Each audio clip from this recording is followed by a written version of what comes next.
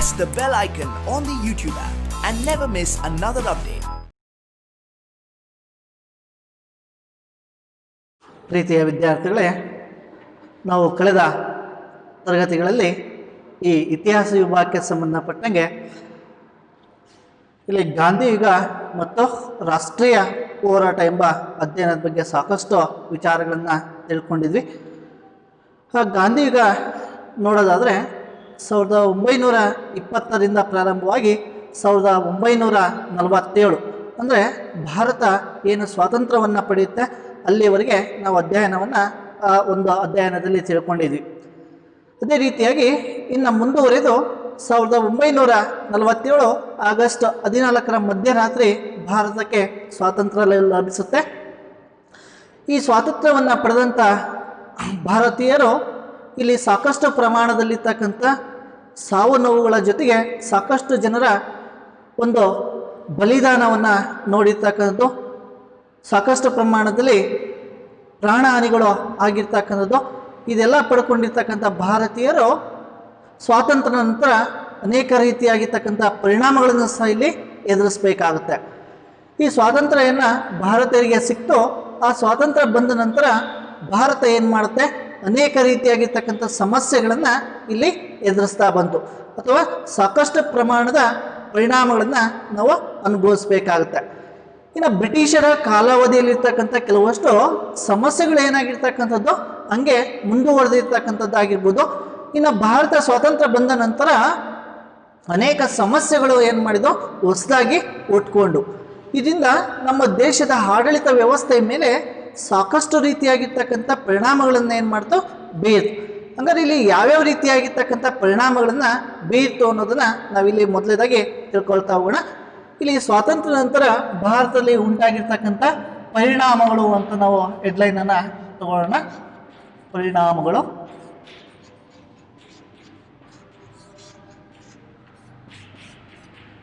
ಇಲ್ಲಿ ಭಾರತ ಸ್ವಾತಂತ್ರ್ಯಗೊಂಡ ನಂತರ ಎದುರಿಸಿರ್ತಕ್ಕಂಥ ಮೊದಲನೇ ಒಂದು ಸಮಸ್ಯೆ ಏನಪ್ಪ ಅಂತಂದರೆ ಇಲ್ಲಿ ಮತೀಯ ಸಮಸ್ಯೆ ಅಂತ ಕರೀತಾ ಇದೀವಿ. ಸೊ ಇಲ್ಲಿ ಮತೀಯ ಸಮಸ್ಯೆ ಅಂತ ಹೇಳಿದ್ರೆ ಭಾರತ ಸ್ವಾತಂತ್ರ್ಯ ಪೂರ್ವದಲ್ಲೇ ಬ್ರಿಟಿಷರು ಹಾಕಿರ್ತಕ್ಕಂಥ ಒಂದು ಬೀಜ 1947ರಲ್ಲಿ ಭಾರತ ಸ್ವಾತಂತ್ರ್ಯಗೊಂಡಾಗ 2 ದೇಶಗಳಾಗಿ ವಿಭಜನೆ ಆಗುತ್ತೆ. ಕಾರಣ ಇಲ್ಲಿ ಬ್ರಿಟಿಷರು ಜಾರಿಗೆ ತಂದಿರ್ತಕ್ಕಂಥ ನೀತಿಗಳು. ಉದಾಹರಣೆಯಾಗಿ ಇಲ್ಲಿ ಒಡೆದು ಆಳುವ ಪದ್ಧತಿ ಅಂತ ಕರಿತೀವಿ. ಈ ಪದ್ಧತಿಯನ್ನು ಬ್ರಿಟಿಷರು ಏನು ಮಾಡಿರ್ತಕ್ಕಂಥದ್ದು 1905ನೇ ಇಸ್ವಿಲಿ ಬಂಗಾಳದಲ್ಲಿ ಜಾರಿಗೆ ತಂದಿರ್ತಕ್ಕಂಥದ್ದು. ಬ್ರಿಟಿಷರ ಗವರ್ನರ್ ಜನರಲ್ ಆಗಿರ್ತಕ್ಕಂಥ ಲಾರ್ಡ್ ಕರ್ಜನ್ ಏನು ಮಾಡ್ತಾ ಇದೆ, ಈ ಒಂದು ಬೀಜವನ್ನು ಹಾಕಿರ್ತಕ್ಕಂಥದ್ದು. ಆ ಹಾಕಿರ್ತಕ್ಕಂಥ ಒಂದು ಬೀಜ ಏನಾಗುತ್ತೆ, ದೊಡ್ಡ ಹೆಮ್ಮರವಾಗಿ 1947ನೇ ಇಸ್ವಿಲಿ ಭಾರತ ಸ್ವಾತಂತ್ರ್ಯಗೊಂಡಾಗ 2 ದೇಶಗಳಾಗಿ ವಿಭಜನೆಯಾಗುತ್ತೆ. ಆ 2 ದೇಶಗಳಂತ ಹೇಳಿದ್ರೆ ನಾವು ಒಂದು ಪಾಕಿಸ್ತಾನ, ಇನ್ನೊಂದು ಭಾರತ. ಇಂಥ ಸಂದರ್ಭದಲ್ಲಿ ಈ ಮತೀಯ ಸಮಸ್ಯೆಗಳು ಅಂತ ಹೇಳ್ತೀವಿ. ಸೊ ಧರ್ಮಗಳ ಆಧಾರದ ಮೇಲೆ ಬ್ರಿಟಿಷ್ ಏನು ಮಾಡಿದ್ರು, ಆ ಒಡೆದ ಆಳುವ ನೀತಿಯನ್ನು ಜಾರಿಗೆ ತರ್ತಾ ಇದೆ. ಅದೇ ರೀತಿಯಾಗಿ ಈ ಹಿಂದೂ ಮತ್ತು ಮುಸ್ಲಿಂ ಎಂಬ ಮತೀಯಗಳು ಅಥವಾ ಮತಗಳು ಏನಾಗುತ್ತೆ, ವಿಭಜನೆ ಆಗ್ತಾ ಇದೆ. ಇಂಥ ಸಂದರ್ಭದಲ್ಲಿ ಸಾಕಷ್ಟು ಪ್ರಮಾಣದಲ್ಲಿ ಭಾರತದಲ್ಲಿ ಕೋಮುಗಲಭೆಗಳು ಉಂಟಾದವು. ಯಾವಾಗ 1947ರ ಆಗಸ್ಟ್ ಪಡೆದಂಥ ಸಂದರ್ಭದಲ್ಲಿ ಒಂದು ಭಾರತ ಸ್ವಾತಂತ್ರ್ಯ ಸಿಕ್ತು ಅಂತ ನಾವು ಸಂತೋಷವನ್ನು ಪಡಿಬೇಕಾಗಿರ್ತಕ್ಕಂಥ ವಿಚಾರ. ಅದೇ ಸಂದರ್ಭದಲ್ಲಿ ಈ ಸಮಸ್ಯೆಗಳು ಹುಟ್ಕೊಳ್ತು. ಈ ಮತೀಯ ಸಮಸ್ಯೆಗಳಿಂದ ಏನುಂಟಾಯ್ತಪ್ಪ ಅಂತ ಹೇಳಿದ್ರೆ ಇಲ್ಲಿ ಲಕ್ಷಾಂತರ ಜನ ನಿರಾಶ್ರಿತರಾಗಿರ್ತಕ್ಕಂಥದ್ದು. ಆ ನಿರಾಶ್ರಿತರಾಗಿರ್ತಕ್ಕಂಥ ಸಂದರ್ಭದಲ್ಲಿ ಕೆಲವಷ್ಟು ಜನ ಪಾಕಿಸ್ತಾನದಿಂದ ಭಾರತಕ್ಕೆ ವಲಸೆ ಬಂದಿರ್ತಕ್ಕಂಥದ್ದು. ಇನ್ನು ಕೆಲವಷ್ಟು ಭಾರತೀಯದಲ್ಲಿರ್ತಕ್ಕಂಥ ಕೆಲವಷ್ಟು ಜನರು ತಮ್ಮ ಧರ್ಮಗಳ ಆಧಾರದ ಮೇಲೆ, ತಮ್ಮ ಬಹುಸಂಖ್ಯಾತವಾಗಿರ್ತಕ್ಕಂಥ ಧರ್ಮಗಳಿರ್ತಕ್ಕಂಥ ಪ್ರದೇಶದಲ್ಲಿ ವಾಸ ಮಾಡಬೇಕೆಂಬ ಉದ್ದೇಶವನ್ನು ಇಟ್ಕೊಂಡು ಕೆಲವಷ್ಟು ಜನರು ಏನು ಮಾಡ್ತಾ ಇದ್ರು, ವಲಸೆ ಹೋದ್ರು. ಅಂಥ ಸಂದರ್ಭದಲ್ಲಿ ಈ ಮತಗಳ ಧರ್ಮಗಳ ಆಧಾರದ ಮೇಲೆ ಇಲ್ಲಿ ಕೋಮು ಗಲಭೆಗಳು ನಡೆದು ಇಂಥ ಸಂದರ್ಭದಲ್ಲಿ ಸಾಕಷ್ಟು ಜನರು ಸಾವು ನೋವನ್ನು ಅನುಭವಿಸಿದರು. ಈ ರೀತಿಯಾಗಿ ಈ ಮತೀಯ ಒಂದು ಸಮಸ್ಯೆಯಿಂದ ಏನಾಗಿ ನಿರಾಶ್ರಿತರ ಒಂದು ಸಮಸ್ಯೆ ಉಂಟಾಯಿತು. ಈ ನಿರಾಶ್ರಿತರು ಆದಂಥ ಸಂದರ್ಭದಲ್ಲಿ ಭಾರತ ಈಗಿನ ಸ್ವಾತಂತ್ರ್ಯವನ್ನು ಪಡೆದಿರ್ತಾರೆ.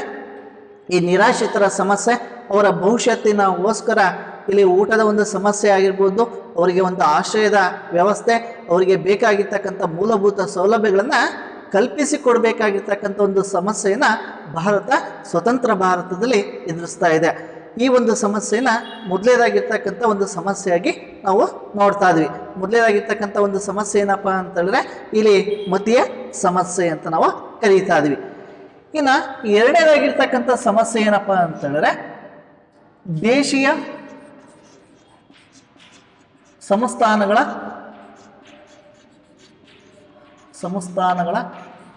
ವಿಲೀನೀಕರಣ ಅಂತ ಕರಿತೀವಿ.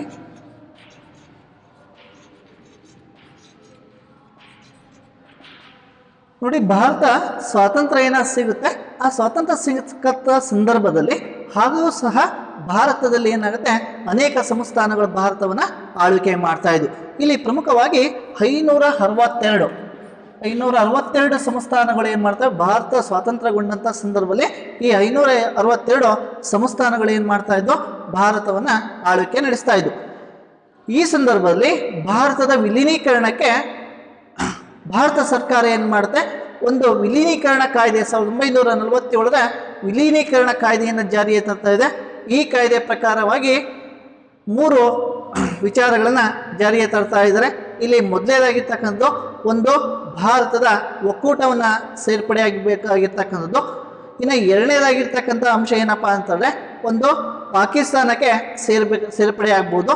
ಇನ್ನು ಮೂರನೇದಾಗಿರ್ತಕ್ಕಂಥ ಅಂಶ ಏನಪ್ಪ ಅಂತಂದರೆ ಇಲ್ಲಿ ಭಾರತಕ್ಕೂ ಸೇರದೆ ಮತ್ತು ಪಾಕಿಸ್ತಾನಕ್ಕೂ ಸೇರದ ಪ್ರತ್ಯೇಕವಾಗಿ ಸ್ವತಂತ್ರವಾಗಿ ಇರಬೇಕಾಗಿರ್ತಕ್ಕಂಥ ಒಂದು ಅಂಶವನ್ನು ಈ ಕಾಯ್ದೆಯಡಿಯಲ್ಲಿ ಪ್ರಕಟಣೆ ಮಾಡ್ತಾರೆ.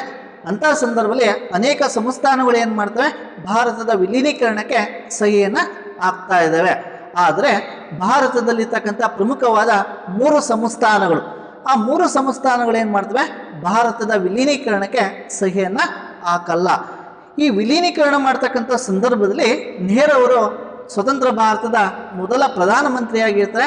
ಅವರ ಒಂದು ಮಂತ್ರಿಮಂಡಲದಲ್ಲಿ ಗೃಹ ಮಂತ್ರಿಗಳಾಗಿರ್ತಕ್ಕಂಥದ್ದು ಹಾಗೂ ಉಕ್ಕಿನ ಮನುಷ್ಯನೆಂದೇ ಹೆಸರುವಾಸಿ ಪಡೆದಿರ್ತಕ್ಕಂಥ ಸರ್ದಾರ್ ವಲ್ಲಭಭಾಯ್ ಪಟೇಲ್ ಇವರು ಗೃಹ ಮಂತ್ರಿಗಳಾಗಿ ದೇಶದ ವಿಲೀನೀಕರಣದಲ್ಲಿ ಪ್ರಮುಖವಾಗಿರ್ತಕ್ಕಂಥ ಪ್ರಾಮುಖ್ಯತೆಯನ್ನು ಇವರು ವಹಿಸ್ಕೊಳ್ತಾ ಇದ್ದಾರೆ. ಇಲ್ಲಿ 3 ಸಂಸ್ಥಾನಗಳು ಯಾವ್ಯಾವಪ್ಪ ಅಂತಂದರೆ ಮೊದಲನೇದಾಗಿರ್ತಕ್ಕಂಥ ಹೈದರಾಬಾದಿನ ನಿಜಾಮ ಸಂಸ್ಥಾನ, ಇನ್ನು ಎರಡನೇದಾಗಿರ್ತಕ್ಕಂಥದ್ದು ಜುನಾಗಢ ಸಂಸ್ಥಾನ ಆಗಿರ್ಬೋದು. ಅದೇ ರೀತಿಯಾಗಿ ಮೂರನೇದು ಉತ್ತರ ಭಾರತದಲ್ಲಿ ಕಂಡುಬರ್ತಕ್ಕಂಥ ಒಂದು ಕಾಶ್ಮೀರದ ಅಥವಾ ಜಮ್ಮು ಕಾಶ್ಮೀರದ ಒಂದು ಸಂಸ್ಥಾನ ಅಂತ ಕರಿತೀವಿ.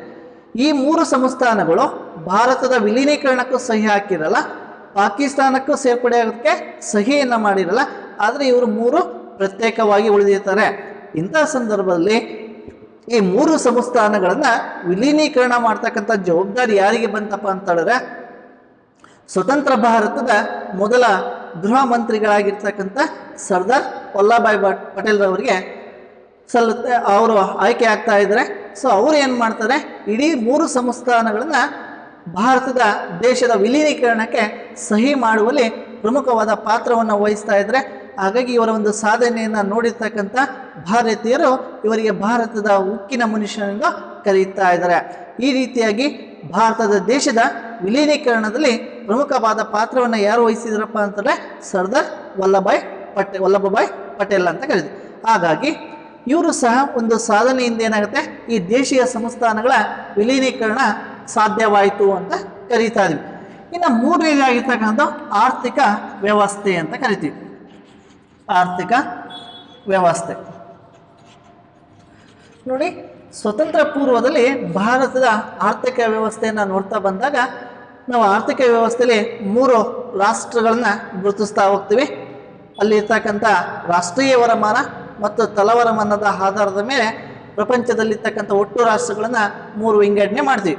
ಒಂದು ಅಭಿವೃದ್ಧಿ ಹೊಂದಿದ ರಾಷ್ಟ್ರಗಳು ಅಂತ ಕರಿತೀವಿ, ಎರಡನೇದು ಅಭಿವೃದ್ಧಿ ಹೊಂದುತ್ತಿರುವ ರಾಷ್ಟ್ರಗಳು ಅಂತ ಕರಿತೀವಿ, ಇನ್ನು ಮೂರನೇದಾಗಿರ್ತಕ್ಕಂಥದ್ದು ಅಭಿವೃದ್ಧಿ ಹಿಂದುಳಿದ ರಾಷ್ಟ್ರಗಳು ಅಂತ ಕರಿತೀವಿ. ಅಭಿವೃದ್ಧಿ ಹೊಂದದೇ ಇರ್ತಕ್ಕಂಥ ರಾಷ್ಟ್ರಗಳು ಅಥವಾ ಹಿಂದುಳಿದ ರಾಷ್ಟ್ರಗಳು ಅಂತ ಕರಿತೀವಿ. ಈ 3 ಹಂತಗಳಲ್ಲಿ ನೋಡ್ತಾ ಬಂದಾಗ ಭಾರತ ಏನಾಗಿತ್ತು, ಸ್ವತಂತ್ರ ಪೂರ್ವದಲ್ಲಿ ಬ್ರಿಟಿಷರ ಆಳ್ವಿಕೆಗೆ ಒಳಪಟ್ಟಿರೋದ್ರಿಂದ ಭಾರತದಲ್ಲಿರ್ತಕ್ಕಂಥ ಕೃಷಿ ಆಗಿರ್ಬೋದು, ವಾಣಿಜ್ಯಗಳಾಗಿರ್ಬೋದು, ಕೈಗಾರಿಕೆಗಳು ಬಹಳಷ್ಟು ಹಿಂದುಳಿದಿದ್ವು. ಹಾಗಾಗಿ ಈ ಕ್ಷೇತ್ರದಲ್ಲಿ ಯಾವುದೇ ರೀತಿಯಾಗಿರ್ತಕ್ಕಂಥ ಪ್ರಗತಿ ಆಗಿರಲಿಲ್ಲ. ಈ ಕ್ಷೇತ್ರದಲ್ಲಿ ಪ್ರಗತಿ ಆಗಲಿಲ್ಲ ಅಂತ ಹೇಳಿದ್ರೆ ಭಾರತದ ಅರ್ಥವ್ಯವಸ್ಥೆ ಮೇಲೆ ಏನಾಯಿತು, ಸಾಕಷ್ಟು ಪ್ರಮಾಣದಲ್ಲಿ ದುಷ್ಪರಿಣಾಮವನ್ನು ಬೀರಿತು. ಹಾಗಾಗಿ ನಮ್ಮ ಭಾರತದ ಆರ್ಥಿಕ ವ್ಯವಸ್ಥೆ ಏನಾಯಿತು, ತೀರಾ ಹದಗೆಟ್ಟಿತ್ತು. ಇದಕ್ಕೆ ಸಂಬಂಧಪಟ್ಟಾಗೆ ನಾವು ಹಿಂದೆ ಗಾಂಧಿ ನಮ್ಮ ಭಾರತದ ಹೋರಾಟದಲ್ಲಿ ನೋಡ್ತಾ ಬಂದಾಗ ಇಲ್ಲಿ ಮಂದಗಾಮಿಗಳ ನಾಯಕರಲ್ಲಿ ಒಬ್ಬರಾಗಿರ್ತಕ್ಕಂಥ ದಾದಾಬಾಯಿ ನವರೋಜಿ ಅವರು ಬರೆದಿರ್ತಕ್ಕಂಥ ಒಂದು ಪುಸ್ತಕದಲ್ಲಿ ಏನು ಹೇಳ್ತಾ ಇದ್ರೆ, ಸಂಪತ್ತಿನ ಸೋರಿಕೆ ಸಿದ್ಧಾಂತ ಅಂತ ಕರೆದಿದ್ರು. ಆ ಸಿದ್ಧಾಂತದಲ್ಲಿ ಅವರು ಏನು ಹೇಳ್ತಾರಪ್ಪ ಅಂತಂದ್ರೆ, ಭಾರತದ ಸಂಪತ್ತೆಲ್ಲ ಏನಾಗಿರ್ತಕ್ಕಂಥದ್ದು ಇಂಗ್ಲೆಂಡ್ಗೆ ಕೊಚ್ಚಿಕೊಂಡು ಹೋಗಿರ್ತಕ್ಕಂಥದ್ದು. ಹಾಗಾಗಿ ನಮ್ಮ ಭಾರತದಲ್ಲಿ ಇರ್ತಕ್ಕಂಥ ಏನು ಪ್ರಾಥಮಿಕ ವಲಯ ಮತ್ತು ದ್ವಿತೀಯ ವಲಯ ಅಂದರೆ ಕೃಷಿ ಮತ್ತು ಕೈಗಾರಿಕೆ ಕ್ಷೇತ್ರಗಳಲ್ಲಿ ಬಹಳಷ್ಟು ಹಿಂದುಳಿಯೋದಕ್ಕೆ ಅವರು ತಂದಿರ್ತಕ್ಕಂಥ ಕೆಲವಷ್ಟು ನೀತಿಗಳಿಂದಾಗಿ ಭಾರತ ಆರ್ಥಿಕವಾಗಿ ಹಿಂದುಳಿಯುತ್ತೆ. ಆದರೆ ಸ್ವಾತಂತ್ರ್ಯ ಬಂದ ನಂತರ ಈ ಒಂದು ಆರ್ಥಿಕ ವ್ಯವಸ್ಥೆ ಮೇಲೆ ಬಹಳಷ್ಟು ದುಷ್ಪರಿಣಾಮವನ್ನು ಬೀರುತ್ತೆ. ಇಂಥ ಸಂದರ್ಭದಲ್ಲಿ ಭಾರತದ ಮೊದಲ ಪ್ರಧಾನಮಂತ್ರಿಗಳಾಗಿರ್ತಕ್ಕಂಥ ನೆಹರು ಅವರು ಏನು ಮಾಡ್ತಾ ಇದ್ದಾರೆ, ಭಾರತದ ಆರ್ಥಿಕ ವ್ಯವಸ್ಥೆಯನ್ನು ಸದೃಢವನ್ನಾಗಿ ಮಾಡಬೇಕೆಂಬ ಒಂದು ಉದ್ದೇಶವನ್ನು ಇಟ್ಕೊಂಡು ಮೊಟ್ಟ ಮೊದಲ ಬಾರಿಗೆ ಈ ಪಂಚವಾರ್ಷಿಕ ಯೋಜನೆಗಳನ್ನು ಜಾರಿಗೆ ತರ್ತಾ ಇದ್ದಾರೆ. ಈ ಪಂಚವಾರ್ಷಿಕ ಯೋಜನೆಗಳ ಪರಿಣಾಮದಿಂದಾಗಿ ಈ ಮೊಟ್ಟ ಮೊದಲ ಪಂಚವಾರ್ಷಿಕ ಯೋಜನೆಯಲ್ಲಿ ಕೃಷಿ ಕ್ಷೇತ್ರಕ್ಕೆ ಬಹಳಷ್ಟು ಆದ್ಯತೆಯನ್ನು ಕೊಟ್ಟರು. ಇನ್ನು ಎರಡನೇ ಪಂಚವಾರ್ಷಿಕ ಯೋಜನೆಯಲ್ಲಿ ಈ ಕೈಗಾರಿಕೆಗಳ ಅಭಿವೃದ್ಧಿಗೋಸ್ಕರ ಸಾಕಷ್ಟು ಬಂಡವಾಳವನ್ನು ತೊಡಗಿಸಿದರು. ಇದರ ಪರಿಣಾಮವಾಗಿ ಭಾರತ ಏನು ಮಾಡ್ತೋ, ಆರ್ಥಿಕ ವ್ಯವಸ್ಥೆಯಲ್ಲಿ ಸದೃಢವಾಗುವುದಕ್ಕೆ ಪ್ರಾರಂಭವಾಗುತ್ತೆ. ಹಾಗಾಗಿ ಭಾರತ ಏನು ಹಿಂದುಳಿದ ರಾಷ್ಟ್ರಗಳ ಸಾಲಿನಲ್ಲಿ ಸೇರಿತ್ತು, ಭಾರತ ಸ್ವಾತಂತ್ರ್ಯ ನಂತರ ಕೆಲವು ವರ್ಷಗಳ ನಂತರ ಏನಾಯಿತು, ಆರ್ಥಿಕವಾಗಿ ಅಭಿವೃದ್ಧಿಯನ್ನು ಹೊಂದುವುದಕ್ಕೆ ಪ್ರಾರಂಭಿಸಿತು. ಹಾಗಾಗಿ ಭಾರತ ಅಭಿವೃದ್ಧಿ ಹೊಂದುತ್ತಿರುವ ರಾಷ್ಟ್ರಗಳ ಸಾಲಿನಲ್ಲಿ ಸೇರಿರ್ತಕ್ಕಂಥದ್ದನ್ನು ನಾವಿಲ್ಲಿ ನೋಡ್ತಾ ಹೋಗ್ತೀವಿ. ಈ ರೀತಿಯಾಗಿ ಸ್ವಾತಂತ್ರ್ಯ ನಂತರ ಭಾರತ ಎದುರಿಸಿರ್ತಕ್ಕಂಥ ಸಮಸ್ಯೆಗಳಲ್ಲಿ ನೋಡ್ತಾ ಬಂದಾಗ ಇಲ್ಲಿ ಮೊದಲೇದಾಗಿರ್ತಕ್ಕಂಥದ್ದು ಮತೀಯ ಸಮಸ್ಯೆಗಳು ಅಂತ ಕರೆದಿದ್ವಿ. ಇನ್ನು ಎರಡನೇದು ದೇಶೀಯ ಸಂಸ್ಥಾನಗಳ ವಿಲೀನೀಕರಣದ ಒಂದು ಸಮಸ್ಯೆ. ಇನ್ನು ಮೂರನೇದಾಗಿರ್ತಕ್ಕಂಥದ್ದು ಇಲ್ಲಿಯ ಆರ್ಥಿಕ ವ್ಯವಸ್ಥೆಯ ಒಂದು ಸಮಸ್ಯೆ ಅಂತ ಕರೆದಿದ್ವಿ. ಇನ್ನು ಭಾರತ 1947 ಆಗಸ್ಟ್ 15ರಂದು ಸ್ವಾತಂತ್ರ್ಯವನ್ನು ಪಡೆಯುತ್ತೆ. ಈ ಸ್ವಾತಂತ್ರ್ಯವನ್ನು ಪಡೆದ ನಂತರ ಭಾರತದ ಪ್ರಜಾಸತ್ತಾತ್ಮಕವಾಗಿರ್ತಕ್ಕಂಥ ಒಂದು ಗಣರಾಜ್ಯವನ್ನು ರಚನೆ ಮಾಡಬೇಕಾಗುತ್ತೆ. ಅಂದರೆ ಭಾರತಕ್ಕೆ ಒಂದು ಸಂವಿಧಾನವನ್ನು ರಚನೆ ಮಾಡಬೇಕಾಗುತ್ತೆ. ಇಲ್ಲಿ ರಾಜಕೀಯವಾಗಿ ಮತ್ತು ಆಡಳಿತಾತ್ಮಕವಾಗಿ ಕಾನೂನುಗಳನ್ನು ಸೃಷ್ಟಿ ಮಾಡಬೇಕಂತ ಒಂದು ಹೊಸದಾಗಿರ್ತಕ್ಕಂಥ ಸಮಸ್ಯೆ ಏನಾಗುತ್ತೆ, ಭಾರತಕ್ಕೆ ಎದುರಾಗ್ತಾ ಇದೆ. ಹಾಗಾಗಿ ನಮ್ಮ ಭಾರತದ ಸಂವಿಧಾನ ರಚನೆ ಮಾಡಬೇಕಂತ ಒಂದು ಉದ್ದೇಶ ಇರುತ್ತೆ. ಹಾಗಾಗಿ ನಮ್ಮ ಸಂವಿಧಾನ ರಚನಾ ಸಮಿತಿಯಲ್ಲಿ ಪ್ರಮುಖವಾದ ಪಾತ್ರವನ್ನು ವಹಿಸಿರ್ತಕ್ಕಂಥದ್ದು ಇಲ್ಲಿ ಭಾರತ ಸಂವಿಧಾನ ರಚನಾ ಸಮಿತಿಯ ಅಧ್ಯಕ್ಷರನ್ನಾಗಿ ಡಾಕ್ಟರ್ ಬಾಬು ರಾಜೇಂದ್ರ ಪ್ರಸಾದ್ ಅವ್ರನ್ನ ಆಯ್ಕೆ ಮಾಡ್ತಾ ಇದ್ದಾರೆ. ಅದೇ ರೀತಿಯಾಗಿ ಈ ಕರಡು ಸಮಿತಿಯ ಅಥವಾ ಭಾರತದ ಸಂವಿಧಾನದ ಶಿಲ್ಪಿ ಎಂದು ಹೆಸರು ಪಡೆದಿರ್ತಕ್ಕಂಥ ಹಾಗೂ ಆಧುನಿಕ ಮುನು ಎಂದು ಹೆಸರು ಪಡೆದಿರ್ತಕ್ಕಂಥ ಡಾಕ್ಟರ್ BR ಅಂಬೇಡ್ಕರ್ ಅವರನ್ನು ಕರಡು ಸಮಿತಿಯ ಅಧ್ಯಕ್ಷರನ್ನಾಗಿ ನೇಮಕ ಮಾಡೋದ್ರ ಮುಖಾಂತರವಾಗಿ ಭಾರತಕ್ಕೆ ಪ್ರಜಾಸತ್ತಾತ್ಮಕವಾಗಿರ್ತಕ್ಕಂಥ ಹಾಗೂ ಗಣರಾಜ್ಯವಾಗಿರ್ತಕ್ಕಂಥ ಒಂದು ರಾಷ್ಟ್ರದ ಒಂದು ಸಂವಿಧಾನವನ್ನು ರಚನೆಯನ್ನು ಮಾಡಬೇಕಾಗುತ್ತೆ. ಹಾಗಾಗಿ ಅಂತಿಮವಾಗಿ 1950 ಜನವರಿ 26ರಂದು ಭಾರತಕ್ಕೆ ಅಧಿಕೃತವಾಗಿರ್ತಕ್ಕಂಥ ಒಂದು ಸಂವಿಧಾನ ಜಾರಿಗೆ ಬರ್ತಾ ಇದೆ. ಈ ರೀತಿಯಾಗಿ ನಮ್ಮ ಸ್ವತಂತ್ರ ಭಾರತದ ಸಂವಿಧಾನವು ಏನು ಮಾಡಿರ್ತಕ್ಕಂಥದ್ದು 3 ಅಂಗಸಂಸ್ಥೆಗಳನ್ನು ಒಳಗೊಂಡಿರ್ತಕ್ಕಂಥದ್ದು. ಇಲ್ಲ ಶಾಸಕಾಂಗ, ಕಾರ್ಯಾಂಗ ಮತ್ತು ನ್ಯಾಯಾಂಗ ವ್ಯವಸ್ಥೆ ಇರುವುದರಿಂದ ಭಾರತದ ಸಂವಿಧಾನ ವಿಶ್ವದಲ್ಲೇ ಅತ್ಯಂತ ಬಲಿಷ್ಠವಾಗಿರ್ತಕ್ಕಂಥ ಸಂವಿಧಾನ ಅಂತ ನಾವಿಲ್ಲಿ ಕರೀತಾ ಇದ್ದೀವಿ. ಇನ್ನು ವಿಶ್ವಸಂಸ್ಥೆಗಿಂತ ಅತಿ ದೊಡ್ಡದಾಗಿರ್ತಕ್ಕಂಥ ವಿಧಿಗಳನ್ನು ಒಳಗೊಂಡಿರ್ತಕ್ಕಂಥದ್ದು, ಅಧ್ಯಾಯಗಳನ್ನು ಒಳಗೊಳ್ತಾ ಬಂದಾಗ ಇಲ್ಲಿ ಪ್ರಜಾಸತ್ತಾತ್ಮಕ ರಾಷ್ಟ್ರಗಳಲ್ಲಿ ಪ್ರಪಂಚದಲ್ಲಿ 2 ಉದಾಹರಣೆಗಳಂತ ಹೇಳಿದ್ರೆ, ಒಂದು ಅಮೇರಿಕವನ್ನು ಹೇಳ್ತಾ ಬಂದರೆ, ಎರಡನೇದಾಗಿರ್ತಕ್ಕಂಥದ್ದು ಭಾರತವನ್ನು ಒಂದು ಪ್ರಜಾಪ್ರಭುತ್ವ ರಾಷ್ಟ್ರಗಳು, ಪ್ರಪಂಚದ ಬಲಿಷ್ಠ 2 ಪ್ರಜಾಪ್ರಭುತ್ವ ರಾಷ್ಟ್ರಗಳು ಅಂತ ನಾವು ಯಾವುದನ್ನು ಕರಿತೀವಿ ಅಂದರೆ, ಒಂದು ಅಮೇರಿಕವನ್ನು ಕರಿತೀವಿ, ಎರಡನೇದು ಭಾರತವನ್ನು ಕರೀತಾ ಇದ್ವಿ. ಈ ರೀತಿಯಾಗಿ ಈ ಒಂದು ಸಂವಿಧಾನದ ರಚನೆಯಲ್ಲಿ ಭಾರತ ಒಂದು ಪ್ರಮುಖವಾದ ಪಾತ್ರವನ್ನು ವಹಿಸುವ ಮುಖಾಂತರವಾಗಿ ಈ ಒಂದು ಸಮಸ್ಯೆಯನ್ನು ಅತಿ ಸುಲಭವಾಗಿ ನಿಭಾಯಿಸಿತು ಎಂಬುದನ್ನು ಈ ಒಂದು ವಿಚಾರಧಾರೆಗಳಿಂದ ನಾವಿಲ್ಲಿ ತಿಳಿತಾ ಬರ್ಬೋದು. ಇನ್ನು 5ನೇದಾಗಿರ್ತಕ್ಕಂಥದ್ದು ವಿದೇಶಿಗಳಿಂದ ದೇಶದ ರಕ್ಷಣೆ ಅಂತ ಕರೀತಾ ಇದ್ವಿ, ಅಥವಾ ನೆರೆ ರಾಷ್ಟ್ರಗಳಿಂದ ದೇಶದ ರಕ್ಷಣೆ. ಐದನೇದು ನೆರೆ ರಾಷ್ಟ್ರಗಳಿಂದ ಅಥವಾ ವಿದೇಶಿಗಳಿಂದ ದೇಶದ ರಕ್ಷಣೆ ಅಂತ ಕರಿತೀವಿ.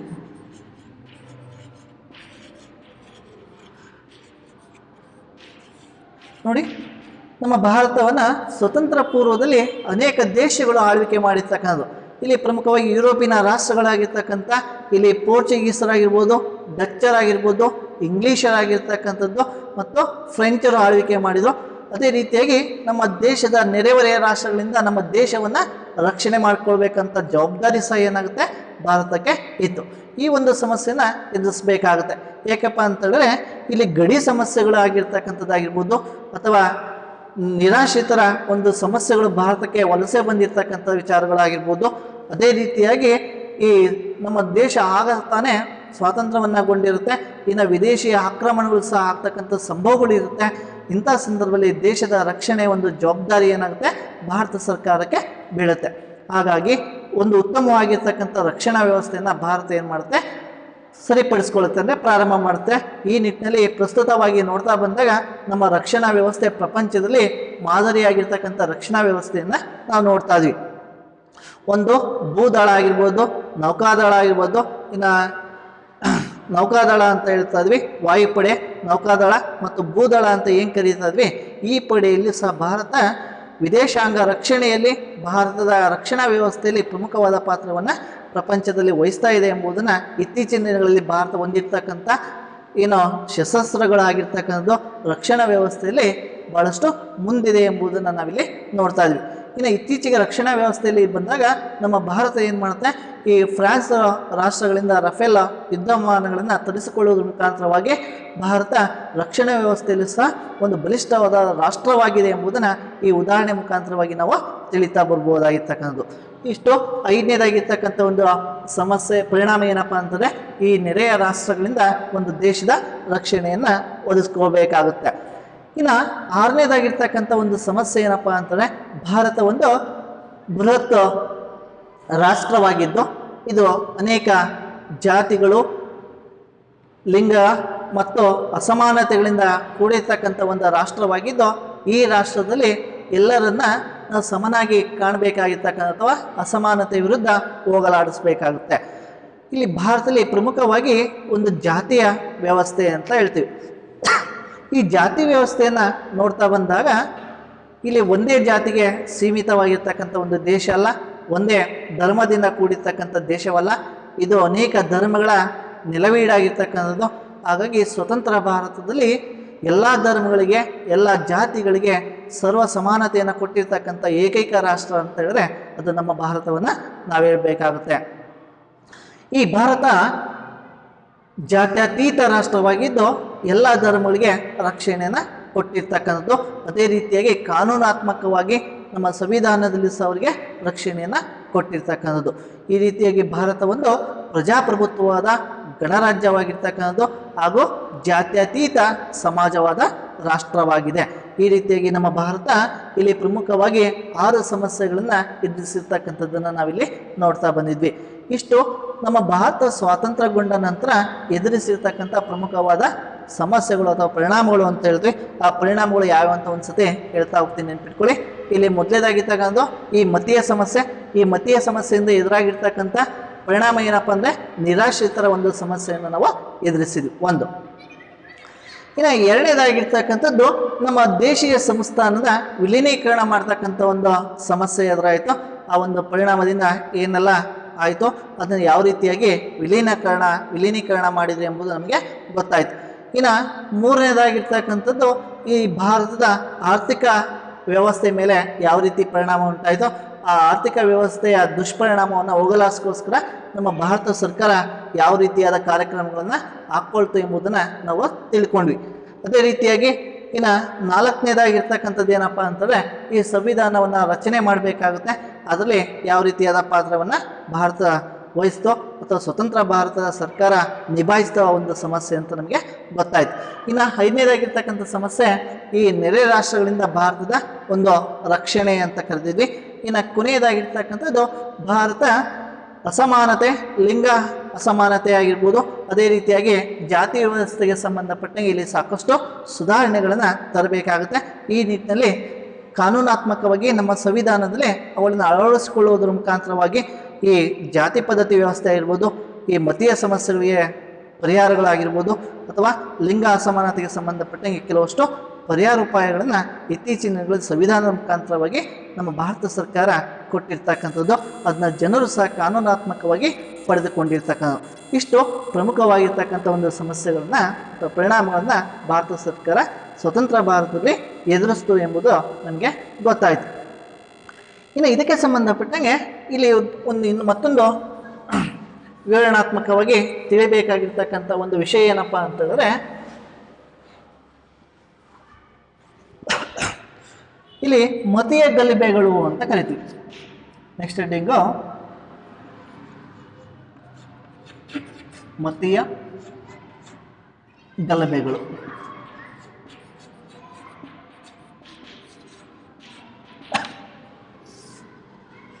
ಇಲ್ಲಿ ಮತೀಯ ಅಂತ ಹೇಳಿದ್ರೆ ಮತ ಅಂತ ಹೇಳ್ತೀವಿ. ಮತ ಅಂತ ಹೇಳಿದ್ರೆ ಧರ್ಮಗಳು.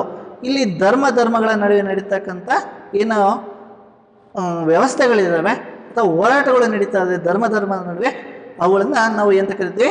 ಮತೀಯವಾದ ಅಥವಾ ಕೋಮುಗಲಭೆಗಳು ಅಂತ ಕರಿತೀವಿ. ಈ ಸ್ವತಂತ್ರ ಭಾರತದಲ್ಲಿ ಭಾರತ ಸ್ವಾತಂತ್ರ್ಯಗೊಂಡ ನಂತರ ಈ ಅನೇಕ ಸಮಸ್ಯೆಗಳನ್ನು ಎದುರಿಸ್ತು.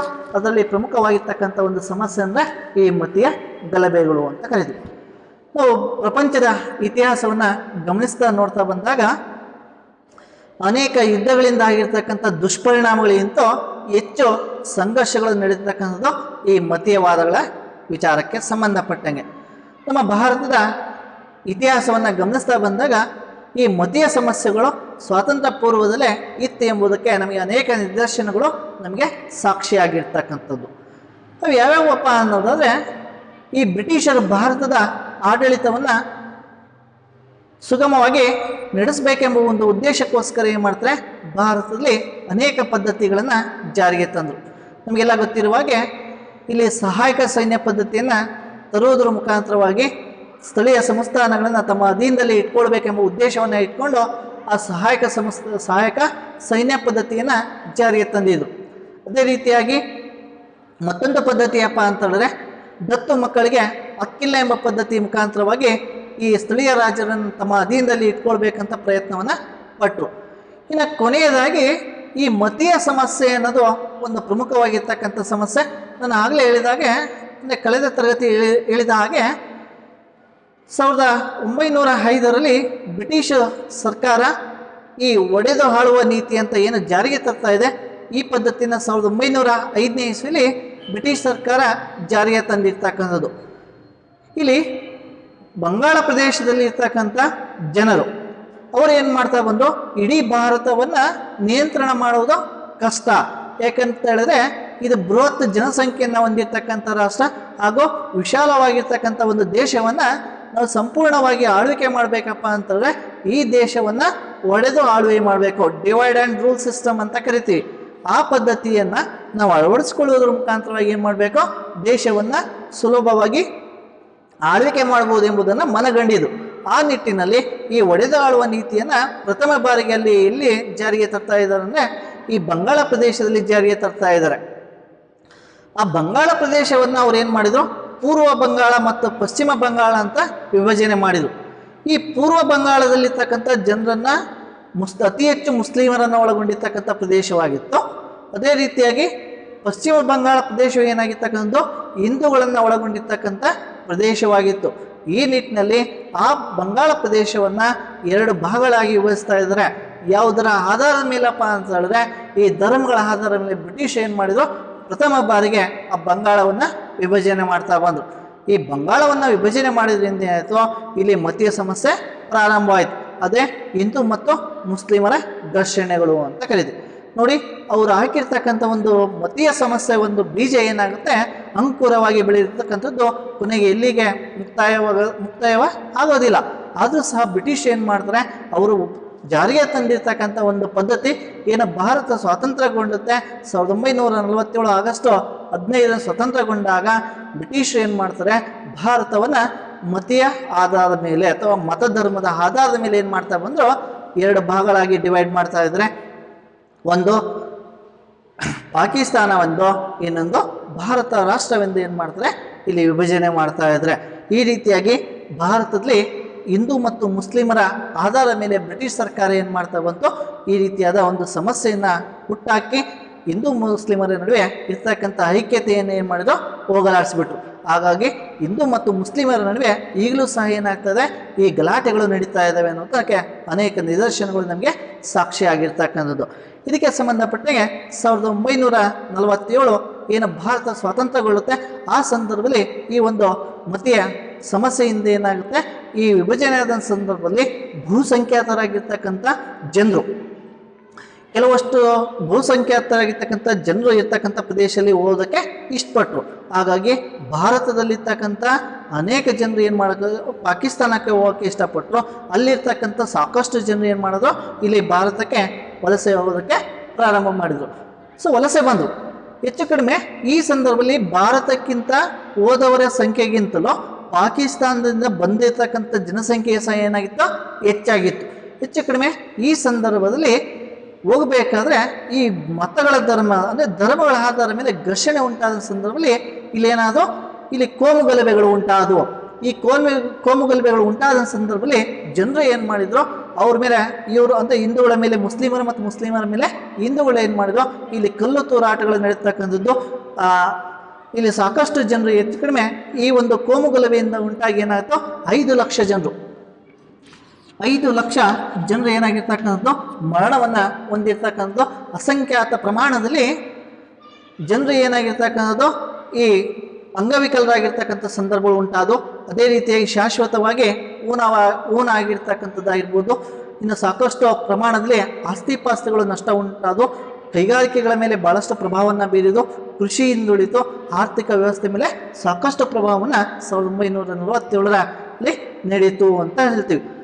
ಇನ್ನು ಈ ಸಂದರ್ಭದಲ್ಲಿ ಭಾರತದ ಮೊದಲ ಪ್ರಧಾನಮಂತ್ರಿಯಾಗಿ ಏನು ಆಯ್ಕೆಗೊಂಡಿರ್ತಾರೆ ನೆಹರು ಅವರು, ಈ ಒಂದು ಸಮಸ್ಯೆಯನ್ನು ಯಶಸ್ವಿಯಾಗಿ ನಿಭಾಯಿಸೋಕ್ಕೆ ಸಾಧ್ಯವಾಯಿತು.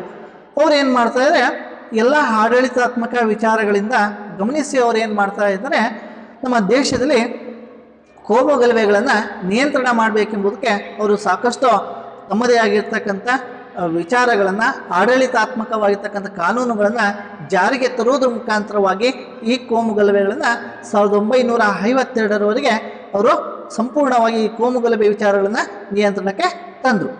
ಆದರೆ ನಮಗೆಲ್ಲ ಗೊತ್ತಿರುವ ಹಾಗೆ ಪಾಕಿಸ್ತಾನದ ಪ್ರತ್ಯೇಕ ರಾಷ್ಟ್ರಕ್ಕಾಗಿ ಕೂಗನ್ನು ಎಬ್ಬಿಸಿರ್ತಕ್ಕಂಥದ್ದು ಯಾರೋ ಮೊಹಮ್ಮದ್ ಅಲಿ ಜಿನ್ನಾ. ಈ ಮೊಹಮ್ಮದ್ ಅಲಿ ಜಿನ್ನಾ ಪ್ರತ್ಯೇಕ ರಾಷ್ಟ್ರಕ್ಕೋಸ್ಕರ ಅವರು ಹೋರಾಟವನ್ನು ಮಾಡ್ತಾ ಬಂದರು. ಇನ್ನು ಕೆಲವಷ್ಟು ಅದರಲ್ಲೇ ಇರ್ತಕ್ಕಂಥ ಮುಸ್ಲಿಂ ಬಾಂಧವರು, ಇಲ್ಲಿ ಪ್ರಮುಖ ನಾಯಕರಾಗಿರ್ತಕ್ಕಂಥದ್ದು ಮೌಲಾನ್ ಅಬ್ದುಲ್ ಕಲಾಂ ಆಜಾದ್ ಅಂತ ಕರೀತಕ್ಕಂಥದ್ದಾಗಿರ್ಬೋದು. ಅದೇ ರೀತಿಯಾಗಿ ಗಡಿನಾಡು ಗಾಂಧಿ ಅಂತ ಹೆಸರನ್ನು ಪಡೆದಿರ್ತಕ್ಕಂಥ ಗಡಿನಾಡು ಗಾಂಧಿ ಅಂತ ಹೆಸರು ಪಡೆದಿರ್ತಕ್ಕಂಥ ಖಾನ್ ಅಬ್ದುಲ್ ಗಾಫಾರ್ ಖಾನ್, ಇವರಿಬ್ಬರು ಏನು ಮಾಡ್ತಾ ಇದ್ದಾರೆ, ಈ ಪಾಕಿಸ್ತಾನದ ಪ್ರತ್ಯೇಕ ರಾಷ್ಟ್ರಕ್ಕೆ ವಿರೋಧವನ್ನು ವ್ಯಕ್ತಪಡಿಸಿರು. ಇವರು ಎಷ್ಟೇ ವಿರೋಧವನ್ನು ವ್ಯಕ್ತಪಡಿಸಿದ್ರು ಸಹ ಏನಾಗುತ್ತೆ, ಪಾಕಿಸ್ತಾನ ಸಪ್ರೇಟಾಗಿ ರಾಷ್ಟ್ರವಾಗಿ ಘೋಷಣೆಗೊಳ್ಳುತ್ತೆ. ಹಾಗಾಗಿ ಆ ಹಿಂದೂ ಮತ್ತು ಮುಸ್ಲಿಮರಿಗೆ ಸಂಬಂಧಪಟ್ಟಂಗೆ ಆ ಮತೀಯ ಸಮಸ್ಯೆಗಳು ಈಗಲೂ ಸಹ ನಡೀತಾ ಇದ್ದಾವೆ. ಇತ್ತೀಚಿನ ದಿನಗಳಲ್ಲಿ ಈ ಕೋಮುಗಲಭೆಗಳು ಏನಾಗ್ತಾ ಇದ್ದಾವೆ, ರಾಜಕೀಯ ವಿಚಾರಗಳಲ್ಲಿ ಬಂದಾಗ ಈ ಮತೀಯ ಸಮಸ್ಯೆಗಳು ಜಾಸ್ತಿಯಾಗಿ ಕಂಡುಬರ್ತಕ್ಕಂಥದ್ದು. ನೋಡಿ, ಈ ಖಾಸಗಿ ವಿಚಾರಗಳಲ್ಲಿ ಬಂದಾಗ ಈ ಮತೀಯ ಸಮಸ್ಯೆಗಳು ಇಂದಿಗೂ ಸಹ ಭಾರತದಲ್ಲಿ ಇದ್ದಾವೆ. ಇದಕ್ಕೆ ಕಾರಣ ಅಂತಂದರೆ ಬ್ರಿಟಿಷರು ಜಾರಿಗೆ ತಂದಿರ್ತಕ್ಕಂಥ ಈ ಒಡೆದಾಳುವ ನೀತಿಯ ಪರಿಣಾಮವಾಗಿ ಏನಾಯಿತು, ಭಾರತದಲ್ಲಿ ಇಂದಿಗೂ ಪ್ರಸ್ತುತ ಭಾರತದಲ್ಲಿ ಈ ಕೋಮುಗಲಭೆಗಳು ನಡೀತಾ ಇದ್ದಾವೆ. ನೋಡಿ, ಈ ಕೋಮುಗಲಭೆಗಳಿಂದ ದೇಶದ ಐಕ್ಯತೆಗೆ ಏನು ಮಾಡುತ್ತೆ, ಭಾಳಷ್ಟು ದುಷ್ಪರಿಣಾಮವನ್ನು ಬೀರ್ತಾ ಇದೆ. ಹಾಗಾಗಿ ಈ ವಿದ್ಯಾವಂತ ವರ್ಗದವ್ರು ಏನು ಮಾಡಬೇಕಾಗುತ್ತೆ, ಈ ಒಂದು ಮತೀಯ ಸಮಸ್ಯೆಯನ್ನು ಹೋಗಲಾಡಿಸ್ಬೇಕಪ್ಪ ಅಂತಂದರೆ ಎಲ್ಲರೂ ಐಕ್ಯತೆಯಿಂದ ಬಾಳಿ ಅಖಂಡ ಭಾರತದ ಅಭಿವೃದ್ಧಿಗೋಸ್ಕರ ನಾವೆಲ್ಲ ಶ್ರಮವನ್ನು ಪಟ್ಟರೆ ಈ ಖಂಡಿತವಾಗಿ ಈ ಮತೀಯವಾದವನ್ನು ನಾವು ಕೊನೆಗಾಣಿಸ್ಬೋದು ಎಂಬುದನ್ನು ನಾವಿಲ್ಲಿ ತಿಳ್ಕೊಳ್ತಾ ಬರಬೇಕಾಗುತ್ತೆ. ಇಷ್ಟು ಈ ಮತೀಯ ಗಲಭೆಗಳಿಗೆ ಸಂಬಂಧಪಟ್ಟಿರ್ತಕ್ಕಂಥ ಕೆಲವಷ್ಟು ಮುಖ್ಯಾಂಶಗಳನ್ನು ನಾವಿಲ್ಲಿವರೆಗೆ ತಿಳ್ಕೊಳ್ತಾ ಬಂದ್ವಿ. ಇನ್ನು ನೆಕ್ಸ್ಟು ಪ್ರಮುಖವಾಗಿರ್ತಕ್ಕಂಥ ಮತ್ತೊಂದು ಸಮಸ್ಯೆ ಏನಪ್ಪ ಅಂತಂದರೆ ಇಲ್ಲಿ ನಿರಾಶ್ರಿತರ ಒಂದು ಸಮಸ್ಯೆ.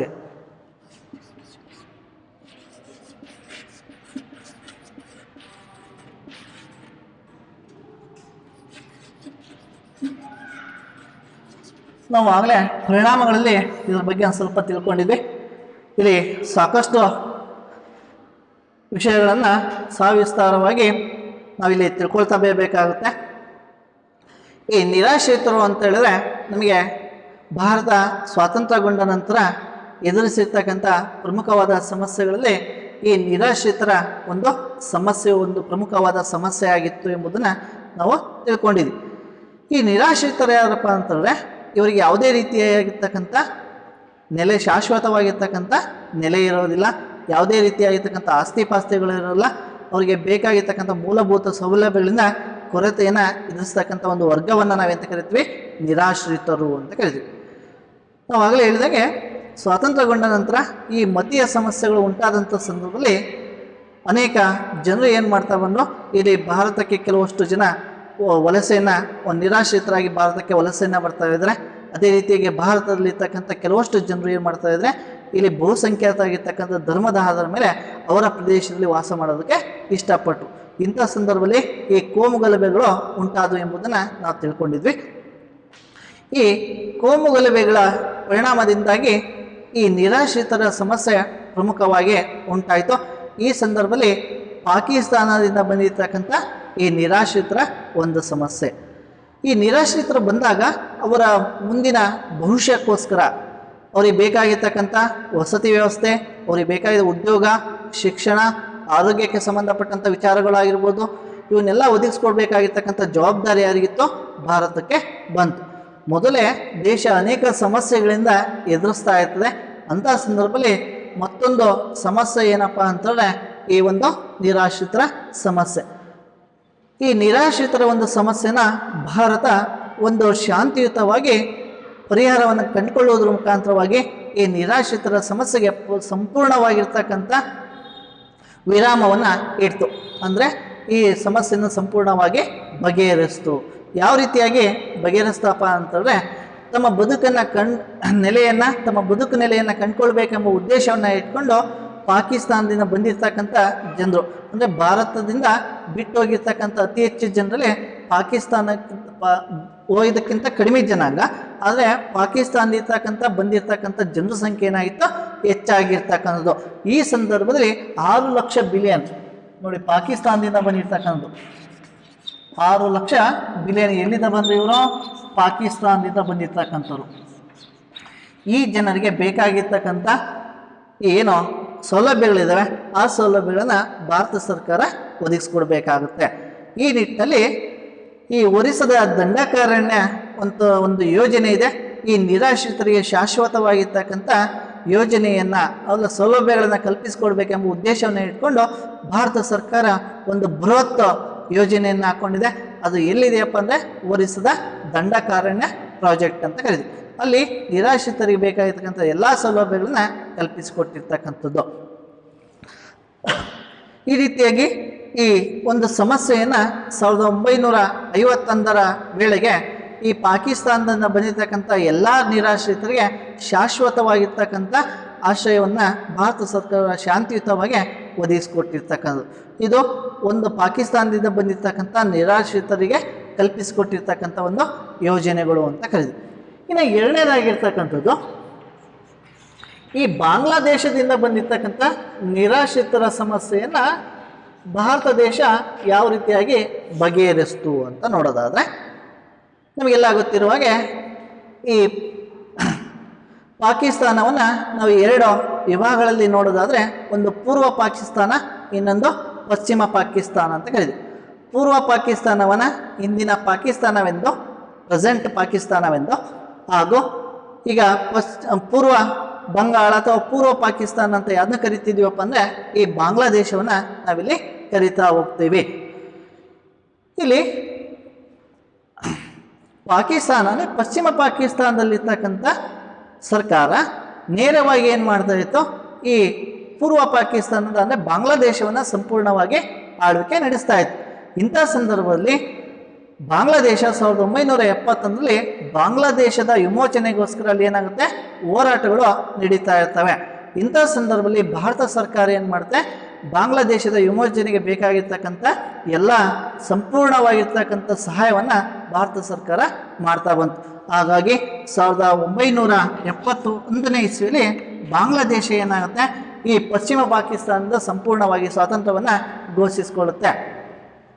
ಈ ಬಾಂಗ್ಲಾದೇಶ ಏನಂತ ಕರಿತಾ ಇದ್ದೀವಿ, ಅಥವಾ ಪೂರ್ವ ಪಾಕಿಸ್ತಾನ ಅಂತ ಏನು ಕರಿತಿದ್ವಿ, ಅಥವಾ ಪೂರ್ವ ಬಂಗಾಳ ಅಂತ ಏನು ಕರಿತಿದ್ವಿ, ಈ ಬಾಂಗ್ಲಾದೇಶ ಸ್ವಾತಂತ್ರ್ಯಗೊಂಡಂಥ ಸಂದರ್ಭದಲ್ಲಿ ಅಲ್ಲಿದ್ದ 10 ಲಕ್ಷ ಜನರು, ಎಷ್ಟು ಜನರು, 10 ಲಕ್ಷ ಜನರು ಏನು ಮಾಡಿದ್ರು, ಭಾರತಕ್ಕೆ ನಿರಾಶ್ರಿತರಾಗಿ ವಲಸೆಯನ್ನು ಬಂದರು. ಹಾಗಾಗಿ ನಮ್ಮ ಭಾರತ ಸರ್ಕಾರ ಶಾಂತಿಯುತವಾಗಿ ಈ ನಿರಾಶ್ರಿತರಿಗೆ ಸಮಸ್ಯೆಗೆ ಪರಿಹಾರವನ್ನು ಕಂಡುಕೊಳ್ಳೋಕ್ಕೆ ಪ್ರಾರಂಭಿಸಿತು. ಹಾಗಾದರೆ ಯಾವ ರೀತಿಯಾದ ಸಮಸ್ಯೆಗೆ ಪರಿಹಾರವನ್ನು ಕಂಡುಕೊಳ್ತಪ್ಪ ಅನ್ನೋದಾದರೆ, ಇಲ್ಲಿ ಭಾರತದಲ್ಲಿರ್ತಕ್ಕಂಥ ಪ್ರಮುಖ ರಾಜ್ಯಗಳು, ಇಲ್ಲಿ ಪಶ್ಚಿಮ ಬಂಗಾಳ ಅಂತ ಕರಿತೀವಿ, ಇನ್ನು ವೆಸ್ಟ್ ಬೆಂಗಾಲ್ ಅಂತ ಕರೀಬೋದು. ಇನ್ನು ಅದೇ ರೀತಿಯಾಗಿ ಮೇಘಾಲಯ ಅಂತ ಒಂದು ರಾಜ್ಯ, ಇನ್ನೊಂದು ಅಸ್ಸಾಂ, ಸೊ ಮುಂತಾದ ರಾಜ್ಯಗಳಲ್ಲಿ ಭಾರತ ಸರ್ಕಾರ ಏನು ಮಾಡ್ತಾ ಬಂತು, ಈ ಬಾಂಗ್ಲಾದೇಶದಿಂದ ಬಂದಿರತಕ್ಕಂಥ ನಿರಾಶ್ರಿತರಿಗೆ ವಸತಿ ಸೌಲಭ್ಯಗಳು, ಅವ್ರಿಗೆ ಬೇಕಾಗಿರ್ತಕ್ಕಂಥ ಮೂಲಭೂತ ಸೌಲಭ್ಯಗಳನ್ನು ಕಲ್ಪಿಸಿಕೊಡೋದಕ್ಕೆ ಈ ರಾಜ್ಯಗಳಲ್ಲಿ ಪ್ರಾರಂಭಿಸಿತು. ಆದರೆ ಇಲ್ಲಿ ಮತ್ತೊಂದು ಸಮಸ್ಯೆ ಎದುರಾಯಿತು. ಈ ಬಾಂಗ್ಲಾದೇಶದಿಂದ ಬಂದಿರತಕ್ಕಂಥ ನಿರಾಶ್ರಿತರು ಅವರಿಗೆ ಭಾರತದಲ್ಲಿರ್ತಕ್ಕಂಥ ಈ ಬಂಗಾಳಿ ಭಾಷೆ ಮಾತ್ರ ಅವರಿಗೆ ಪರಿಚಯವಿತ್ತು. ಹಾಗಾಗಿ ಇಲ್ಲಿ ಸಾಕಷ್ಟು ಜನರು ಏನು ಮಾಡಕತ್ತಿದ್ರು, ಈ ಮೇಘಾಲಯ, ಅಸ್ಸಾಂ ರಾಜ್ಯಗಳಲ್ಲಿ ವಾಸ ಮಾಡೋದಕ್ಕೆ ಬಿಟ್ಟು ಅವರು ಹೆಚ್ಚಾಗಿ ಎಲ್ಲಿ ವಾಸ ಮಾಡೋಕ್ಕೆ ಇಷ್ಟಪಟ್ಟರು ಅಂತಂದರೆ ಈ ಪಶ್ಚಿಮ ಬಂಗಾಳದಲ್ಲಿ ವಾಸ ಮಾಡೋದಕ್ಕೆ ಇಷ್ಟಪಟ್ಟರು. ಯಾಕಂದರೆ ಅವರಿಗೆ ಭಾಷೆ ಒಂದು ಸ್ವಲ್ಪ ಪರಿಚಯವಿತ್ತು. ಆ ದೃಷ್ಟಿಯಿಂದ ಅವ್ರು ಏನು ಮಾಡ್ತಾವಂದ್ರೆ ಬಾಂಗ್ಲಾದೇಶದಲ್ಲಿ ಶಾಶ್ವತವಾಗಿ ವಸತಿಯನ್ನು ಊಡಬೇಕು ಅಥವಾ ನೆಲೆ ಊರಬೇಕೆಂಬ ಕಲ್ಪನೆಯನ್ನು ಅವರು ಇಟ್ಕೊಂಡ್ರು. ಅಂಥ ಸಂದರ್ಭದಲ್ಲಿ ಆ ಒಂದು ಪ್ರದೇಶದಲ್ಲಿ ಏನಾಯಿತು, ಜನಸಂಖ್ಯೆ ಹೆಚ್ಚಳ ಉಂಟಾಯಿತು. ಪಶ್ಚಿಮ ಬಂಗಾಳದಲ್ಲಿ ನಿರಾಶ್ರಿತರ ಒಂದು ಸಮಸ್ಯೆ, ಅಲ್ಲಿರ್ತಕ್ಕಂಥ ಜನರು ಎಲ್ಲರೂ ಸೇರಿದಾಗ ಅಲ್ಲಿ ಜನಸಂಖ್ಯೆ ಹೆಚ್ಚಳ ಉಂಟಾಯಿತು. ಆ ಸಂದರ್ಭದಲ್ಲಿ ಭಾರತದ ಆರ್ಥಿಕ ವ್ಯವಸ್ಥೆಯ ಮೇಲೆ ಭಾಳಷ್ಟು ದುಷ್ಪರಿಣಾಮವನ್ನು ಬೀರಿತು. ಏಕಪ್ಪ ಅಂತಂದರೆ ಅವರಿಗೆ ಬೇಕಾದ ವಸತಿಯನ್ನು ಕಲ್ಪಿಸಿಕೊಡ್ಬೇಕು, ಉದ್ಯೋಗ ಕಲ್ಪಿಸಿಕೊಡ್ಬೇಕು, ಅವರ ಆರೋಗ್ಯಕ್ಕೆ ಸಂಬಂಧಪಟ್ಟ ವಿಚಾರಗಳು ಇವನ್ನೆಲ್ಲ ಕಲ್ಪಿಸಿಕೊಡ್ಬೇಕಾಗಿರ್ತಕ್ಕಂಥ ಜವಾಬ್ದಾರಿ ಯಾರಿಗೆ ಬಂತು, ಭಾರತ ಸರ್ಕಾರಕ್ಕೆ ಬಂತು. ಆ ಸಂದರ್ಭದಲ್ಲಿ ಭಾರತದ ಆರ್ಥಿಕ ವ್ಯವಸ್ಥೆ ಮೇಲೆ ಭಾಳಷ್ಟು ದುಷ್ಪರಿಣಾಮವನ್ನು ಇಲ್ಲಿ ಬೀರ್ತು ಅನ್ನೋದು ನಮಗೆ ಗೊತ್ತಾಗುತ್ತೆ. ಈ ರೀತಿಯಾಗಿ 1960ರಿಂದ ಹಿಡಿದು 70ರ ಒಂದು ದಶಕದಲ್ಲಿ ಈ ಪಶ್ಚಿಮ ಬಂಗಾಳದ ವಿಚಾರಕ್ಕೆ ಸಂಬಂಧಪಟ್ಟಂಗೆ ಅಥವಾ ಬಾಂಗ್ಲಾ ವಿಚಾರಕ್ಕೆ ಸಂಬಂಧಪಟ್ಟಂಗೆ ಭಾರತದ ಆರ್ಥಿಕ ವ್ಯವಸ್ಥೆ ತೀವ್ರವಾಗಿ ಹದಗೆಟ್ಟಿತ್ತು ಎಂಬುದು ನಮಗೆ ಗೊತ್ತಾಗುತ್ತೆ. ಈ ರೀತಿಯಾಗಿ ಬಾಂಗ್ಲಾದೇಶದ ಬಂದಿರತಕ್ಕಂಥ ನಿರಾಶ್ರಿತರಿಗೆ ಭಾರತ ಸರ್ಕಾರ ಇಲ್ಲಿ ಸಹ ಏನು ಮಾಡ್ತು, ತನ್ನದೇ ಆಗಿರ್ತಕ್ಕಂಥ ಸೌಲಭ್ಯಗಳನ್ನು ಒದಗಿಸಿಕೊಟ್ಟು ಅವ್ರ ನಿರಾಶ್ರಿತರಿಗೆ ಆಶ್ರಯವನ್ನು ಕಲ್ಪಿಸಿಕೊಡ್ತು. ಇದು ಎರಡನೇದಾಗಿರ್ತಕ್ಕಂಥ ನಿರಾಶ್ರಿತರ ಸಮಸ್ಯೆ, ಎರಡನೇ ಒಂದು ದೇಶದ ನಿರಾಶ್ರಿತರ ಸಮಸ್ಯೆ. ಇನ್ನು ಮೂರನೇದಾಗಿರ್ತಕ್ಕಂಥದ್ದು ಟಿಬೆಟ್ ರಾಷ್ಟ್ರದಿಂದ ಬಂದಿರತಕ್ಕಂಥ ನಿರಾಶ್ರಿತರ ಸಮಸ್ಯೆ. ನಮಗೆಲ್ಲ ಗೊತ್ತಿರುವ ಹಾಗೆ ಸ್ವತಂತ್ರ ಭಾರತದಲ್ಲಿ ಭಾರತ ಎದುರಿಸಿರ್ತಕ್ಕಂಥ ಒಂದು ಸಮಸ್ಯೆಗಳಲ್ಲಿ ಈ ನಿರಾಶ್ರಿತರ ಒಂದು ಸಮಸ್ಯೆ ಒಂದು.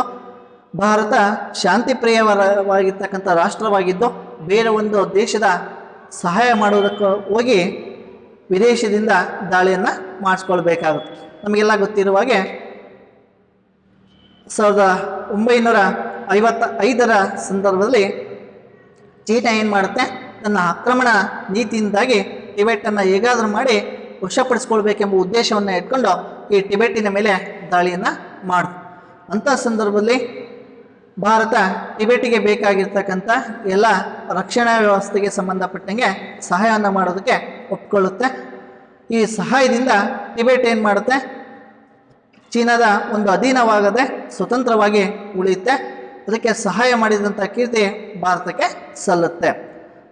ಈ ಟಿಬೆಟ್ ರಾಷ್ಟ್ರವನ್ನು ಹೇಗಾದರೂ ಮಾಡಿ ನಾವು ವಶಪಡಿಸ್ಕೊಳ್ಬೋದಿತ್ತು ಎಂಬುದು ಚೀನಾದ ಒಂದು ದುರದುದ್ದೇಶ ಆಗಿತ್ತು. ಈ ದುರದುದ್ದೇಶದಿಂದ ಇದಕ್ಕೆಲ್ಲ ಭಾರತ ಸಹಾಯ ಮಾಡದೇ ಇದ್ದರೆ ನಾವು ಟಿಬೆಟನ್ನು ಹೇಗಾದರೂ ಮಾಡಿ ವಶಪಡಿಸ್ಕೊಳ್ತೇವೆ ಎಂಬ ವಿಚಾರ ಚೀನಾಕ್ಕೆ ಗೊತ್ತಿತ್ತು. ಇದಕ್ಕೆ ಭಾರತ ಅಡ್ಡಿಪಡಿಸ್ತದೆ ಅಂತ ತಿಳ್ಕೊಂಡು ಇದೇ ಕಾರಣ ಇಟ್ಕೊಂಡು 1962 ಇಸ್ವಿಯಲ್ಲಿ ಚೀನಾ ಭಾರತದ ಮೇಲೆ ದಾಳಿಯನ್ನು ಮಾಡುತ್ತೆ. ಆ ಸಂದರ್ಭದಲ್ಲಿ ಭಾರತ ಸೈನಿಕ ವ್ಯವಸ್ಥೆಯಲ್ಲಾಗಲಿ ಅಥವಾ ರಕ್ಷಣಾ ವ್ಯವಸ್ಥೆಯಲ್ಲಿ ಅಷ್ಟೊಂದು ಇನ್ನು ಬಲಿಷ್ಠವಾಗಿರ್ತಕ್ಕಂಥ ರಾಷ್ಟ್ರವಾಗಿರಲ್ಲ. ಹಾಗಾಗಿ ಈ ಒಂದು ಸೋಲನ್ನು ಭಾರತ ಮೊಟ್ಟ ಮೊದಲ ಬಾರಿಗೆ ಚೀನಾದ ವಿರುದ್ಧ ಸೋಲನ್ನು ಅನುಭವಿಸ್ತು. ಈ ಅನುಭವಿಸಿದ ಪರಿಣಾಮವಾಗಿ ಅಲ್ಲಿರ್ತಕ್ಕಂಥ ಏನು ಟಿಬೆಟಿಯನ್ ಗುರುಗಳಾಗಿರ್ತಕ್ಕಂಥದ್ದು ನಮಗೆಲ್ಲ ಗೊತ್ತಿರುವಾಗೆ ದಲೈ ಲಾಮಾ ಅಂತ ನಾವು ಹೆಸರನ್ನು ಕರಿತಾ ಇದ್ವಿ. ಈ ದಲೈ ಲಾಮಾ ತನ್ನ ಸಂಗಡಿಗರೊಂದಿಗೆ ಏನು ಮಾಡ್ತಾ ಬಂದು ಭಾರತಕ್ಕೆ ವಲಸೆ ಬಂದಿರ್ತಕ್ಕಂಥದ್ದು. ಇಲ್ಲಿ 1,20,000 ಅಂತ ಕರಿತೀವಿ. 1,20,000 ಜನರು ಏನು ಮಾಡ್ತಾ ಬಂದರು, ಆ ದಲೈ ಲಾಮನ ಜೊತೆಗೆ ಭಾರತಕ್ಕೆ ಬಂದರು. ಇವರಿಗೆ ಆಶ್ರಯವನ್ನು ಕಲ್ಪಿಸಿಕೊಡ್ಬೇಕಾಗಿರ್ತಕ್ಕಂಥ ಜವಾಬ್ದಾರಿ ಭಾರತ ಸರ್ಕಾರಕ್ಕೆ ಇತ್ತು.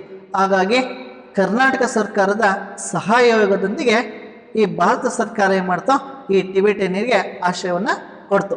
ಯಾವ ಸಂದರ್ಭದಲ್ಲಿ ನಾನು ಆಗಿ ಹೇಳಿದಾಗೆ 1960ರ ದಶಕದಲ್ಲಿ ಅಂತ ಕರಿತೀವಿ. ಹಾಗಾಗಿ ಈ ಒರಿಸ್ಸಾದ ದಂಡಕಾರಣ್ಯ ಏನು ಪ್ರಾಜೆಕ್ಟ್ ಅಂತ ಹೇಳ್ತೀವಿ, ಆ ಒಂದು ಯೋಜನೆಯಲ್ಲಿ ಅವರಿಗೆ ಆಶ್ರಯವನ್ನು ಕಲ್ಪಿಸಿಕೊಟ್ಟಿದ್ದಾರೆ. ಅದರ ಜೊತೆಗೆ ನಮ್ಮ ಕರ್ನಾಟಕದಲ್ಲಿ ಕರ್ನಾಟಕ ಸರ್ಕಾರವು ಸಹ ಏನು ಮಾಡ್ತಾ ಇದೆ, ಈ ಟಿಬೆಟಿಯನ್ನರಿಗೆ ಆಶ್ರಯವನ್ನು ಕೊಟ್ಟಿರ್ತಕ್ಕಂಥದ್ದು. ಕರ್ನಾಟಕದಲ್ಲಿ 2 ಜಿಲ್ಲೆಗಳಲ್ಲಿ ಇವರಿಗೆ ಆಶ್ರಯವನ್ನು ಕೊಟ್ಟಿದ್ದೀವಿ. ಇವು 2 ಪ್ರದೇಶಗಳು ಯಾವ್ಯಾವ ಅನ್ನೋದನ್ನು ನೋಡೋದಾದರೆ,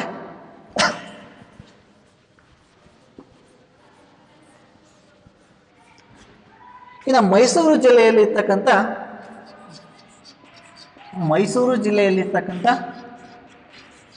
ಬೈಲುಕುಪ್ಪೆ ಅಂತ ಕರಿತೀವಿ. ಬೈಲುಕುಪ್ಪೆ.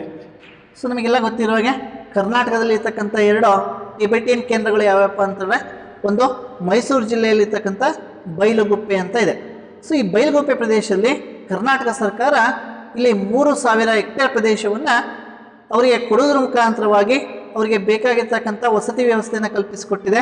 ಅವರಿಗೆ ಬೇಕಾಗಿರ್ತಕ್ಕಂಥ ಉದ್ಯೋಗ, ಅದೇ ರೀತಿಯಾಗಿ ಅವರಿಗೆ ಧಾರ್ಮಿಕ ಪ್ರಾರ್ಥನಾಲಯಗಳು, ಆಮೇಲೆ ಆಸ್ಪತ್ರೆಗಳಾಗಿರ್ಬೋದು, ಶಿಕ್ಷಣ, ಇವನ್ನೆಲ್ಲ ಕಲ್ಪಿಸಿಕೊಡೋಕ್ಕೋಸ್ಕರ ನಮ್ಮ ಕರ್ನಾಟಕ ಸರ್ಕಾರ ಈ ಮೈಸೂರು ಜಿಲ್ಲೆಯ ಬೈಲುಗುಪ್ಪೆ ಎಂಬಲ್ಲಿ 3,000 ಹೆಕ್ಟೇರ್ ಪ್ರದೇಶವನ್ನು ಒದಗಿಸಿಕೊಡೋ ಮುಖಾಂತರವಾಗಿ ಅವರಿಗೆ ಶಾಶ್ವತವಾಗಿರ್ತಕ್ಕಂಥ ಆಶ್ರಯವನ್ನು ಕರ್ನಾಟಕ ಸರ್ಕಾರ ಈ ಒಂದು ಪ್ರದೇಶದಲ್ಲಿ ಕೊಟ್ಟಿರ್ತಕ್ಕಂಥದ್ದು ಒಂದು. ಇನ್ನು ಎರಡನೇದಾಗಿರ್ತಕ್ಕಂಥ ಕರ್ನಾಟಕದಲ್ಲಿ ಇರ್ತಕ್ಕಂಥ ಮತ್ತೊಂದು ಪ್ರದೇಶ ಯಾವುದಪ್ಪ ಅಂತಂದರೆ ಈ ಟಿಬೆಟಿಯನ್ ಕಾಲೋನಿ ಅಂತ ಕರೀತದ್ವಿ.